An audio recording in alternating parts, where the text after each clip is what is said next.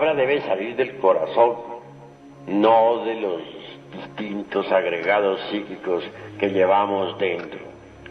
Con profundo dolor me doy cuenta que cuando alguien habla,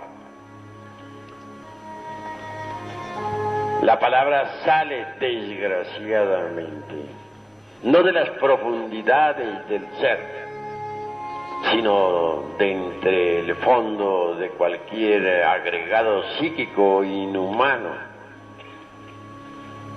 Si la palabra brotara exclusivamente de la esencia, no habría nada que objetar, sería pura, perfecta. Pero las gentes tienen los agregados psíquicos muy desarrollados. Es decir, no nace la palabra de la esencia pura, no brota del ser, surge de entre cada botella, deviene de entre el fondo de algún yo, y por ello no es espontánea, no es pura, no produce un efecto creador. Por lo común la palabra entre las entrañas de tal o cual agregado psíquico, ya sea este de envidia, ya sea de ira, ya sea de amor propio, ya sea de orgullo, de egoísmo, de autosuficiencia, de autoimportancia, de engreimiento, de ambición, etcétera. Mas nunca con dolor veo que surja la palabra espontánea, brotada de las entrañas del ser, y esto es lamentable. Cuando la palabra surge de entre las profundidades del ser, está llena de plenitud y de belleza interior. Mas cuando la palabra surge de entre las entrañas de tal o cual agregado psíquico, está condicionada por el mismo, no tiene elasticidad, no tiene ductibilidad, no goza de plenitud, no es íntegra y produce en el ambiente discordias, problemas de toda especie. Si proseguimos con esa conducta, esa tendencia que tienen unos y otros hermanos a reaccionar, me parece horripilante, absurda. No son dueños de sus propios procesos psicológicos, y eso es gravísimo. Pero siempre reaccionamos ante los impactos del mundo exterior, y eso es muy grave. En las asambleas he visto cómo se hieren los hermanos unos a otros.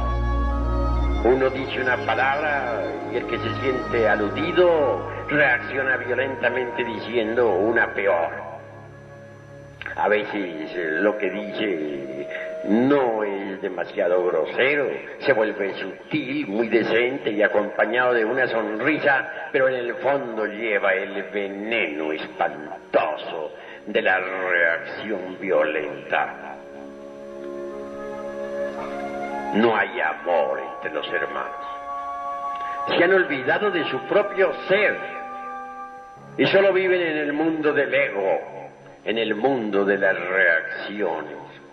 Cuando uno se olvida de su propio ser, reacciona violentamente. Si uno se olvida de su propio ser en presencia de una botella de vino, resulta borracho. Si uno se olvida de su propio ser en presencia de una persona del sexo opuesto, resulta fornicando. Si uno se olvida de su propio ser interior profundo en presencia de un insultador, resulta insultando. Lo más grave en la vida es olvidarse de sí mismo. Así que es necesario transformar las impresiones, y eso solamente es posible interponiendo entre las diversas vibraciones del mundo exterior y la mente, la propia conciencia. Cuando uno interpone entre las impresiones y la mente eso que se llama conciencia, es obvio que las impresiones se transforman en fuerzas y poderes de orden superior. Que debemos transformar las impresiones mediante la conciencia. Es muy fácil interponer la conciencia entre la mente y las impresiones, entre las impresiones y la mente. Para recibir las impresiones con la conciencia y no con la mente, solo se necesita no olvidarnos de sí mismos en un instante dado. Si alguien en cualquier momento nos está hiriendo con la palabra, no debemos olvidarnos de nuestro propio ser. No debemos permitir que la mente reaccione. No debemos permitir que intervenga el mí mismo, el amor propio, el orgullo, el engreimiento, etc. En esos instantes solo el ser debe estar en nosotros.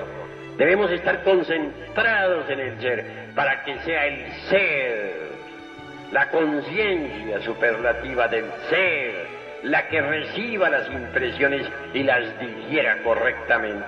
Así se evitan esas horripilantes reacciones que todos unos y otros tienen ante los impactos procedentes del mundo exterior. Así se transforman completamente las impresiones, y transformadas esas impresiones en fuerzas superiores nos desarrollan maravillosamente. Amigos, repito, cancelen de una vez esa horripilante tendencia que tienen a reaccionar. Si alguien dice algo, que lo diga, pero ¿por qué tiene que reaccionar su vecino? Cada cual es libre de decir lo que quiera. En cuanto a mí atañe, afirmo lo que tengo que afirmar. Y si alguien me refuta, si dice lo contrario en una plática dada sobre algún problema que tenemos, me limito a guardar silencio. Ya dije y eso es todo. ¿Por qué de querer en cuestiones privadas imponer mi concepto a la fuerza? Eso es absurdo. Eso de querer nuestra opinión o imponer nuestra opinión a la brava no es sino el resultado de las reacciones. Es la reacción misma del ego, de la mente. Y resulta abominable ese proceder. Hasta aquí mis palabras.